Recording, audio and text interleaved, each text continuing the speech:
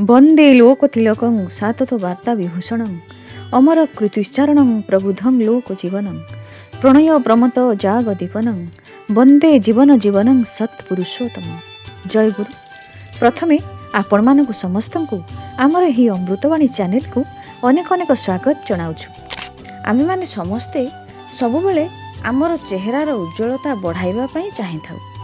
कम वयस्क मानक ठारू वृद्ध बयस पर्यंत समस्ते चाहती मुहर ग्लैमर बढ़ाइबा पई, चकचक करिबा पई। एटा समस्ते चाहती। समस्ते विभिन्न प्रकार चेष्टा करिथांती किपरि आमर स्किनटा भल रहिबो आ बयसर छाप जना पड़िबो नाही। देखंतु ठाकुरंकर संतान मानक पई ठाकुरंकर केते चिंता। से कथा भी कहि दैछंती जे कोन लगाइले आमर चेहरार ग्लैमर फुटी बाहरिबो, कोन लगाइले आमर त्वचा चकचक करिबो, उज्ज्वलता फुटी बाहरिबो। आजिर प्रसंगटी एहा उपर आधारित। श्री श्री ठाकुर दुई जगार एक कथा कहिसेंती। दीपरखी ग्रंथरे श्री श्री ठाकुर कहिसेंती क्षीर सहित जहा मिसाई खाइले चेहरा बदली जाए, तेबे क्षीर सहित कौन मिसाई खाइले चेहरा रे उज्ज्वलता फुटी उठिबो।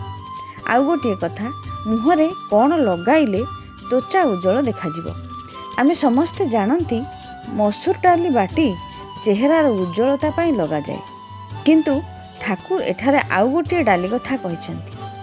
आलोचना प्रसंग सप्तम खंडरे श्री श्री ठाकुर को अतुलदा पचारुछंती, ठाकुर हरिद्रार कौन गुण?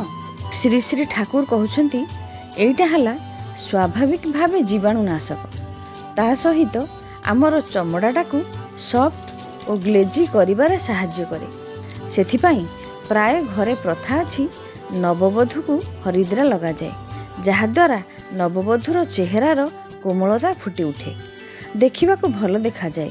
स्किन रो स्वास्थ्यर अवस्था उन्नत करिबारे साहाय्य करे। स्किन हुष्टपुष्ट हुए। बिरी डाली आउ हळदी बाटी सोरिष तेल रे मिसाई त्वचारे लगाई स्नान कले त्वचार रंग उज्जवल देखा जाए। ताहले बिरी डाली आउ हळदी सम परिमाणर नेई ताकू चिकन करी बाटी सेथिरे सोरिष तेल मिसाई सेही मिश्रण को मुहरे लगाई किछि समय पर मुह धोई देबे। एपरि किछि दिन कले धीरे धीरे स्किन रो उज्ज्वलता बढ़िबा लागिबो। स्किन रो एटा हेउची खाद्य परी, माने शरीर सुस्थ पाई जेपरि आमे पुष्टिकर संतुलित खाद्य खाऊ, ब्रेन रो सुस्थता पाई जेपरि नाम रो आवश्यक, सेही परी स्किन रो सुस्थता पाई एही मिश्रणटी स्किन रो खाद्य परी। एहा द्वारा मुहरे बयसर छापटा जना पड़िबो नाही, आउ मुहर स्किन रे कुंचा पड़िबो नाही, मुहरे तरुणता फुटी उठिबो। श्री श्री ठाकुर पुणी कहिसेंती मुग आउ हळदी एकाठी बाटी ताकू बड़ी करी रखी खाइबो। देखंतु गोटे बिरी डाली सहित हळदी मिसाई बाटी सोरिष तेल मिसाई लगाइबे, आउ मुग डाली सहित हळदी मिसाई बाटी सुखाई बड़ी करी रखी खाइबे। एही बड़ी खाइले कौन हेबो ना त्वचार रंग जेपरि फुटी बाहरिबो, शरीर रे पुष्टि हेबो, आउ हजम शक्ति बढ़ाइबो। कारण हजम न हेले पेटर समस्या रहिले किंतु स्किन रो उज्ज्वलता आसीबो नाही।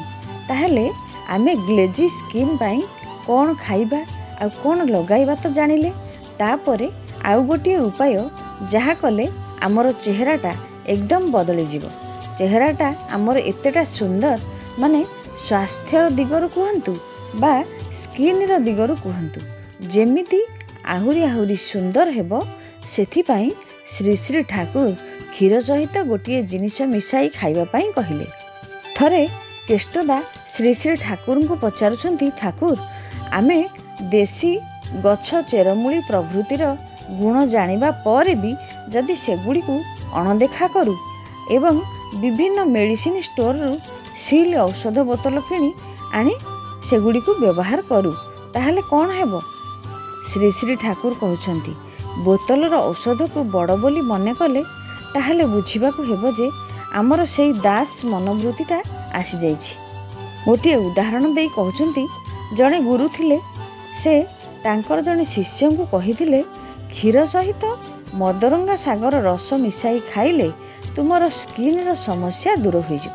ସେ ଭକ୍ତ ଜଣକ ଭାବିଲେ, ମଦରଙ୍ଗା ଶାଗର ରସକୁ ଗୋଟେ କ'ଣ ଖାଇବି ଯେ।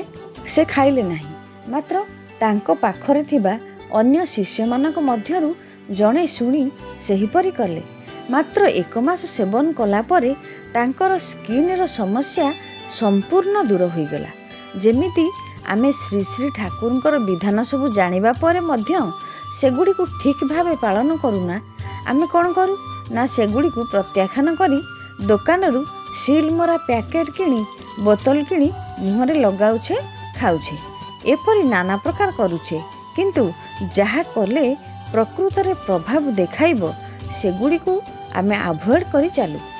ଯେମିତି ଯାହାକୁ କୁହାଗଲା ସେ ଖାଇଲେ ନାହିଁ, କିନ୍ତୁ ଅନ୍ୟ ଜଣେ ଶୁଣି ସେଇ ଜିନିଷ ବ୍ୟବହାର କଲା ପରେ ଗୋଟିଏ ମାସରେ ତାଙ୍କର ସ୍କିନ୍ ପରିପୁଷ୍ଟ ହୋଇଉଠିଲା, ସ୍କିନ୍ର ସମସ୍ୟା ସମ୍ପୂର୍ଣ୍ଣ ଦୂର ହୋଇଗଲା। ତାହେଲେ କ୍ଷୀର ସହିତ ମଦରଙ୍ଗା ଶାଗର ରସ ମିଶାଇ ଖାଇଲେ 1 ମାସ ମଧ୍ୟରେ ଆମର ସ୍କିନ୍ ସୁନ୍ଦର ଆଉ ପରିପୁଷ୍ଟ ହୋଇଆସିବ। ଆଉ ବିରି ଡାଲି ସହିତ ହଳଦୀ ମିଶାଇ ବାଟି ତା ସହିତ ସୋରିଷ ତେଲ ମିଶାଇ ଦେହରେ ଓ ମୁହଁରେ ମାଖିଲେ ଗ୍ଲାମର ଫୁଟି ବାହାରିବ, ରଙ୍ଗ ବଦଳିଯିବ। ଆଉ ମୁଗ ଡାଲି ସହିତ ହଳଦୀ ବାଟି ଛୋଟ ଛୋଟ କରି ବଡ଼ି କରି ରଖି ତାକୁ ଖାଇବାକୁ ହେବ। ଏହିସବୁ ଯଦି ଆମେ ପ୍ରତିଦିନ କରିବା ତାହେଲେ 1 ମାସ 1.5 ମାସ ଭିତରେ ଆମର ହଜମ ଶକ୍ତି ବଢ଼ିବ, ଗ୍ଲାମର ଫୁଟି ବାହାରିବ। ଆଜିର ଆଲୋଚନାଟିକୁ ଏଠି ରଖୁଛି। ଶେଷରେ ସମସ୍ତଙ୍କର ପଞ୍ଚ ମହାବିଧ ଜୀବନର ମଙ୍ଗଳ କାମନା କରି ରହୁଛି। ଜୟ ଗୁରୁ।